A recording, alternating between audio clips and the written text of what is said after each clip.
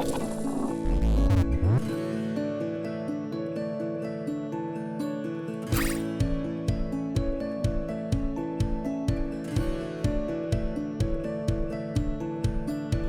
been 8 years since a proper installment of Animal Crossing released, and with several less than favorably received tie-in titles, I was a little cautious. However, Nintendo's Animal Crossing New Horizons immediately drew me in with its beautiful and charming world full of quirky characters and immense customization.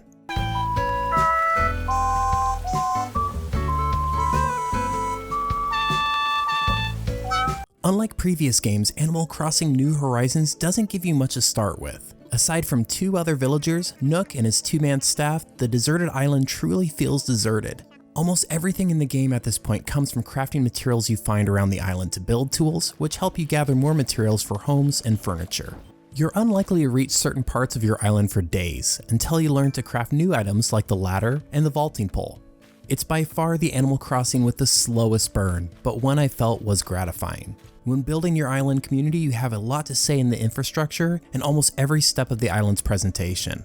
I prefer this approach over the random placement of buildings and houses that I would inevitably end up moving anyway. Customization can be found in almost every aspect of the game. Happy Home Designer's influence is seen with easy furniture and object placement that you can alter to your liking, with added wood stain or color swap options. You can even customize your own designs and share them using creator codes. Probably the most game-changing customization tool is the new Island Designer, which allows you to terraform your island how you see fit. Adding or subtracting land, making cliffs, and changing waterways are all at your fingertips. Paved pathways and terrain can also vary from the landscaping feature on Island Designer. This feature is endlessly fun, but does come in around 2 weeks or possibly even more depending on your playstyle. My favorite part of Animal Crossing has always been its personality, and New Horizons doesn't disappoint. Eccentric villagers are ready with new zany conversations even if you talk to them several times a day. Every silly dad joke, comments on my attire, and the latest gossip brought a smile to my face.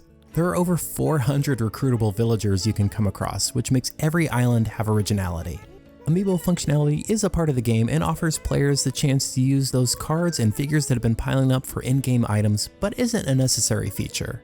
In previous Animal Crossing games, it could feel a bit limiting what could be accomplished in a day. Nook Miles aims to give players milestones to meet throughout the game. Accumulating these miles allows you to purchase unique items and Nook Mile Island tickets where you can collect special fruit and collect materials not easily found on your island. Collecting has always been a big part of my Animal Crossing experience, and the process is streamlined here. During gameplay, you can upgrade the number of items you can hold pretty early on, and fruits automatically group together. Returning to the series is also the museum, which will display your bugs, fish, and fossils. Players can also play with a friend and visit their island to trade or just hang out with local and online options. There is even an option for 8 people to share an island on one Nintendo Switch, but this really isn't an ideal way to play, and an argument can definitely be made over why multiple save files aren't available for one Switch. In fact, each copy of New Horizons also needs its own Switch. Owning multiple copies of the game won't change the fact that you can only have one island per Switch.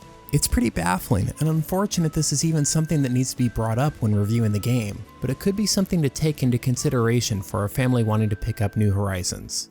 While there is a ton of content to discover, there are a few things absent this time around, like art paintings, which was surprisingly a bigger bummer than I thought it would be. Some fruit and NPCs are also missing. It makes me wonder if they'll be introduced later in updates or real-time days, or if this is just it.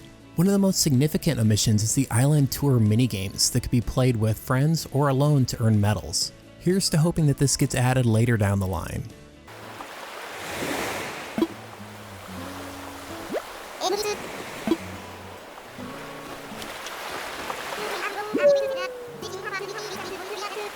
Animal Crossing New Horizons ends up being worth the wait between mainline entries. Even with some omissions and issues with the one island per system, the streamlined gameplay and customization show just how much the series has grown over the years. There is so much to do here that it will easily keep me busy crafting, customizing, and collecting for months if not years to come. Noisy Pixel is giving Animal Crossing New Horizons a 9 out of 10. Thank you so much for watching. Noisy Pixel is run by a group of gamers who work hard to bring you news, reviews, previews, and more. Please subscribe to keep up with all our future content.